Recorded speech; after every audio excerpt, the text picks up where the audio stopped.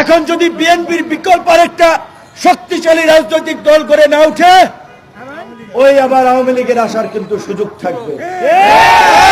নাটকীয় কথা বলছে যে নির্বাচনের মাধ্যমে আওয়ামী লীগকে ব্ল্যাক আউট করো। আরে পাগলা, এই 5 বছরে এই দেশের মানুষ এতটা মন ভোলা, এইবার হয়তো আওয়ামী লীগকে কোনোটা ভোট দিবে না, কিন্তু বাংলাদেশের রাজনৈতিক কালচারে আওয়ামী লীগ এবং বিএনপি 5 বছর পর পর ক্ষমতা এসেছিল,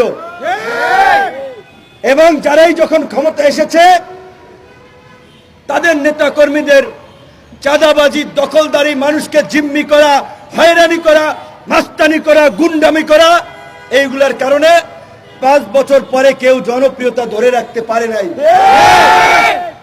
সুতরাং এখন যদি বিএনপির বিকল্প আরেকটা শক্তিশালী রাজনৈতিক দল করে না উঠে, ওই আবার আওয়ামী লীগের আসার কিন্তু সুযোগ থাকবে। এবং আওয়ামী লীগকে কামব্যাক করানোর জন্য ইন্ডিয়া প্রয়োজনে হাজার কোটি টাকা ইনভেস্ট করবে।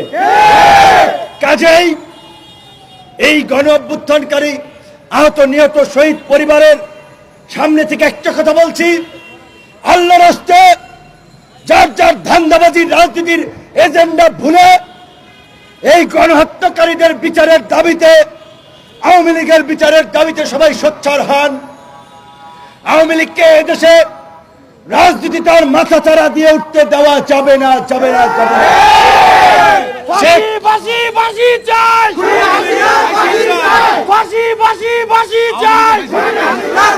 পরিষ্কার, এই গণহত্যার জন্য শেখ হাসিনা, ওবায়দুল কাদের, ছাত্রলীগ, যুবলীগের সভাপতি, সেক্রেটারি সহ শীর্ষ নেতাদের সর্বোচ্চ শাস্তি, ফাঁসি নিশ্চিত করতে হবে।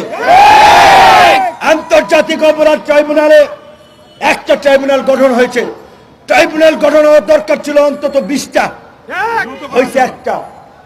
কি বলবো, থুতু পরে ফালাইলে তো বুকে পড়ে।